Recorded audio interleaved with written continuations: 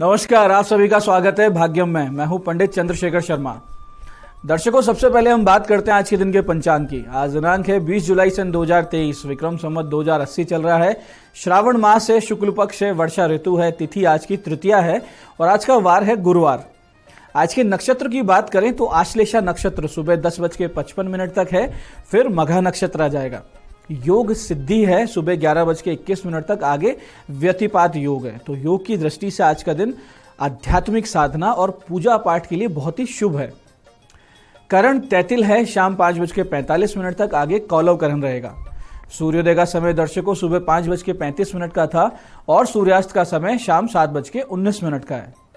आज का राहु काल दोपहर 1:30 से 3 बजे के बीच रहेगा। इसे पूरी तरीके से टाल दीजिएगा क्योंकि इसमें कोई शुभ कार्य नहीं करते हैं और लंबी यात्रा पे नहीं निकलना चाहिए। अभिजीत मुहूर्त आज 11:59 दिन में से लेकर 12:54 दोपहर तक है। दिन में 4 बार दुष्ट मुहूर्त भी रहेंगे, इन्हें ध्यान से समझिएगा और सूझबूझ से टाल दीजिएगा। ये हैं सुबह 10:09, सुबह 11:04, दोपहर बाद 3:39 और 4:34। आज का दिशाशूल दर्शकों दक्षिण दिशा में। तो पहली कोशिश तो ये रहेगी कि दक्षिण दिशा की यात्रा को टाल दें, लेकिन अगर जाना बहुत जरूरी अनिवार्य यात्रा है तो फिर इसका परिहार करके निकले। परिहार बहुत सरल है, दक्षिण की ओर मुख कीजिए, थोड़ा सा दही जीरा खाइए और 5 कदम पीछे चलिए। और जब ये प्रक्रिया आप करें तो अपने इष्ट या भगवान श्री राम को अपने हृदय में माने, उनसे प्रार्थना करें कि दिशाशूल की तरफ मैं जा रहा हूं, मेरे साथ चलें। ऐसा करेंगे तो आपकी यात्रा मंगल में, सिद्धिप्रद और सुरक्षित रहेगी। दिशाशूल आपको बिल्कुल भी परेशान नहीं करेगा। आज का शुभ समय दर्शकों, यानी आज के दिन का सदुपयोग करने का जो समय है वो है सुबह 11 बजे से दोपहर 1:30 बजे तक, फिर शाम 5:40 से रात्रि 9 बजे तक। ये दोनों कालखंड बाकी पूरे दिन की अपेक्षा ज्यादा शुभ योग कारक है। अच्छे एफर्ट्स करें तो इस समय का ध्यान रखते हुए करेंगे, सफलता के चांसेस आपके लिए ज्यादा रहेंगे। आज की चंद्र राशि दर्शकों कर्क है, सुबह 10:55 तक, आगे चंद्रमा सिंह राशि में प्रवेश कर जाएंगे, जिससे आज का दिन सभी 12 राशियों के लिए कुछ इस प्रकार रहने वाला है। सबसे पहले बात करते हैं मेष राशि की। मेष राशि वाले आज अपने सूझबूझ और निर्णय क्षमता से किसी बड़ी समस्या से बाहर आते हुए दिखेंगे। वहीं वृष राशि वाले किसी पर अति विश्वास कर फंस सकते हैं किसी समस्या में। और मिथुन राशि वालों को समस्याओं में मिलेगा आज विश्वसनीय लोगों का साथ, निकल सकते हैं बाहर। और कर्क राशि वाले आज अपने एफर्ट से मिलने वाले परिणामों से होंगे प्रसन्न। वहीं सिंह राशि वाले किसी भारी नुकसान से बच जाएंगे। और कन्या राशि वाले निवेश में जल्दबाजी करने से बचें, नहीं तो हो सकता है नुकसान। तुला राशि वाले पा सकते हैं प्रमोशन और इंक्रीमेंट। वृश्चिक राशि वाले आज पा सकते हैं कोई बड़ी अपॉर्चुनिटी या नई नौकरी। धनु राशि वाले स्वास्थ्य लाभ करते हुए दिखेंगे, दिन बीतेगा आध्यात्मिकता में। और मकर राशि वाले व्यापारिक निर्णयों में जल्दबाजी ना करें, विशेष करके पार्टनरशिप के मसलों में। कुंभ राशि वाले लेन देन के मामले में अटके हुए धन वापस पा सकते हैं। और मीन राशि वाले ध्यान रखें कि आपके आचरण से कोई आपका अपना आज आपसे नाराज ना हो जाए। दर्शकों, अब करते हैं आज के दिन की ज्ञान चर्चा, जो आपकी हमारी अंतर्दृष्टि प्रज्ञा को जागृत करेगी। फिर आगे समझेंगे उन विशेष उपायों को जो जीवन को सुगम, सुरक्षित, सुंदर और सफल बना देते हैं। अंत में करेंगे आज के दिन की ज्योतिष मंत्रणा और समाधान। दर्शकों, जीवन में कुछ दुर्गुण ऐसे हुआ करते हैं जो आपको बिना विलंब के त्याग देने चाहिए, ताकि आपका लौकिक कल्याण हो और आगे आध्यात्मिक यात्रा की पृष्ठभूमि या कहें नींव बने। इस पर शास्त्र में एक वचन है कि क्रोधे प्रीतिम प्रणाशयति, मानो विनय नाशने, माया मित्राणि नाशयति, लोभे सर्व विनाशने। ये छोटी सी बात है लेकिन इसका अर्थ कितना सुंदर है कि क्रोध प्रेम को नष्ट कर देता है, अभिमान विनय को नष्ट कर देता है, पाखंड मित्रता को नष्ट कर देता है, जबकि लोभ सब कुछ नष्ट कर देता है। इसलिए विचार करके दृढ़ता से हमें क्रोध पर नियंत्रण पाना चाहिए। हमारे क्रोध पे हमारा ही नियंत्रण हो, ऐसा ना हो कि कोई हमें क्रोधित कर सके। और अभिमान का त्याग करना चाहिए, पाखंड से दूरी बनाते हुए लोभ की तिलांजलि दे देनी चाहिए। ऐसा अगर आप करते हैं तो इसी से आपका कल्याण होता है। तो आज की ज्ञान चर्चा का सार ये है कि हम दुर्गुणों से दूरी बनाएं, इन दुर्गुणों को अपना सबसे बड़ा शत्रु माने, क्योंकि ये हमसे वो छीन रहे हैं जो हमारे लिए इस जीवन में सबसे ज्यादा प्रिय है। तो दर्शकों, अब बात करते हैं उन विशिष्ट उपायों पर जो आपकी सभी प्रकार की समस्याओं के सरल समाधान कर देंगे और जिन्हें करके आप असफलता अड़चनों को जीवन में बहुत पीछे छोड़ते हुए सफलता की ओर दृढ़ता से, कॉन्फिडेंस से, तेज गति से अग्रसर होंगे। सबसे पहले बात करते हैं उनकी जिनका जन्मदिन है। तो जिन जिन लोगों का जन्मदिन है, आप सब लोग आज दोपहर 1:35 से दोपहर 2:15 के बीच में भगवान शिव जी पर केसर और चंदन के इत्र से अभिषेक करें और शिव पंचाक्षरी स्तोत्र के 11 पाठ करें और शाम को किसी गौशाला में या साधु संतों के आश्रम में भोजन सामग्री वितरित करें। तो आने वाला पूरा वर्ष बहुत ही सुख शांति से, सुकून से, ईश्वरीय अनुकंपा के साथ बीतेगा। दर्शकों, अब हम बात करते हैं रोग निवारण के उपाय पर।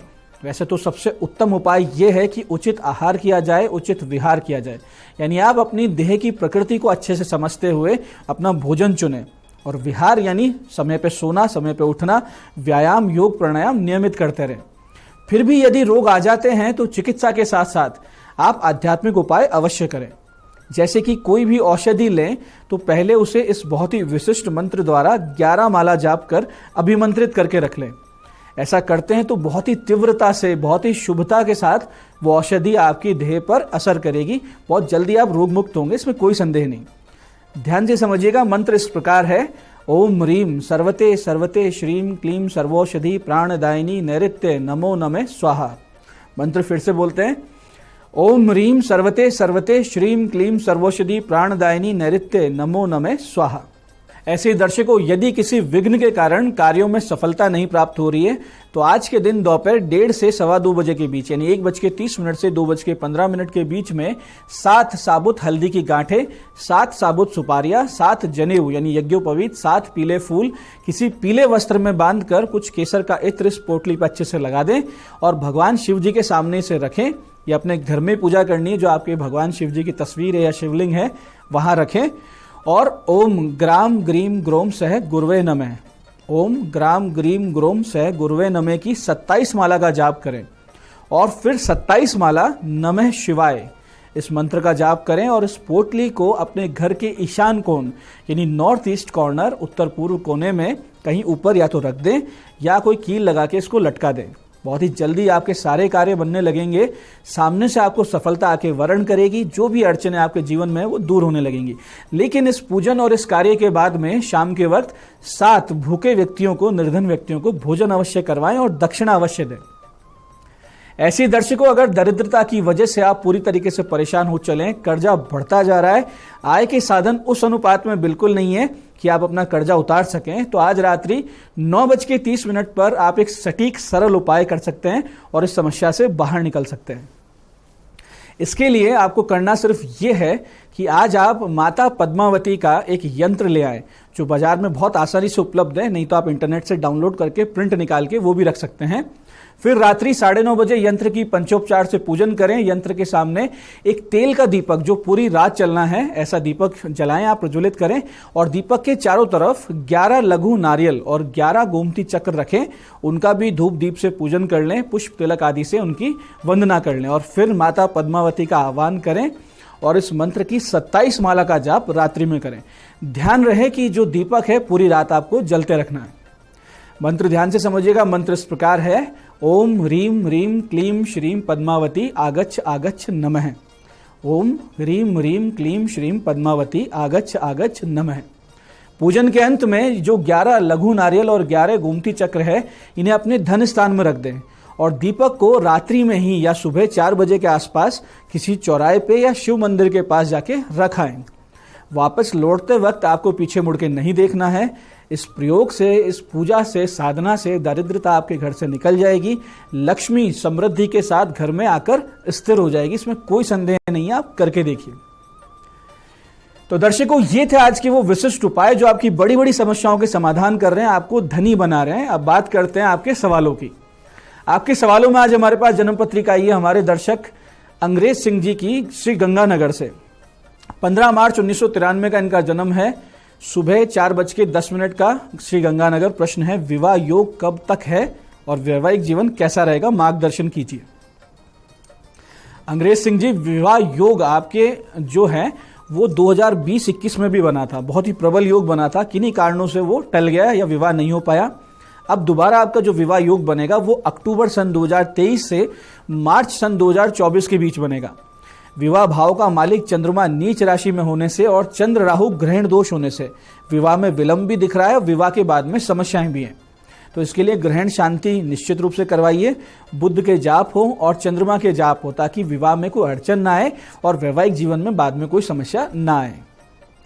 आज की दूसरी पत्रिका हमारे पास आई है हमारे दर्शक विवेक सिंह जी की, आजमगढ़ से।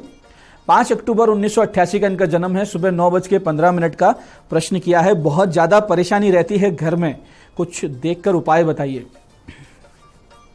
देखिए विवेक जी, चतुर्थ भाव में आपके राहु विराजित है और इसके ऊपर शनि की पूर्ण दृष्टि है। तो ये दोनों बातें दर्शा रही है, एक तो आपके पितृदोष है, दूसरा आपके घर में भारी वास्तु दोष है। तो आप वास्तु दोष को ठीक करवाइए चेक करवा के, और पितृ शांति का अनुष्ठान करवा लीजिए। इसके अलावा घर में पॉजिटिविटी बनी रहे, इसके लिए समय समय पर जो उपाय और साधनाएं हम आपको बताते हैं इस कार्यक्रम के माध्यम से, वो आप कीजिए तो बहुत जल्दी आपको आराम आने लगेगा। आपका समय बहुत ही अनुकूल हो जाएगा अप्रैल सन 2024 के बाद से। इसलिए धैर्य के साथ ये उपाय कीजिए, प्रयास कीजिए, सब कुछ ठीक होने वाला है। तो दर्शकों, ये था आज का पंचांग, आज के विशिष्ट उपाय और ज्ञान चर्चा। मैं पंडित चंद्रशेखर शर्मा ये आशा करता हूं कि बताए हुए उपायों को सही विधि सटीक समय पर अटूट श्रद्धा के साथ करके आप पूरा लाभ उठाएंगे और जो ज्ञान चर्चा, जो सत्संग हमने की, इसे अपने जीवन में उतारेंगे। धीरे धीरे आपका जीवन शिवमय, सत्यमय और आनंदमय होता जाएगा। मैं महादेव से प्रार्थना करता हूं कि जब आप हमारे बताए हुए उपाय करें तो आपके कष्टों का निवारण हो और मनोकामना पूर्ति अवश्य हो। साथ ही साथ एक निवेदन है कि श्रावण मास में वृक्षारोपण अधिक से अधिक संख्या में अवश्य कीजिए और जो प्रकृति है, जो भगवती हमारे सामने उपस्थित है, इनकी सेवा कीजिए। कार्यक्रम में बने रहने के लिए बहुत बहुत साधुवाद। भगवती आप सबका कल्याण करे। जय आदिशक्ति।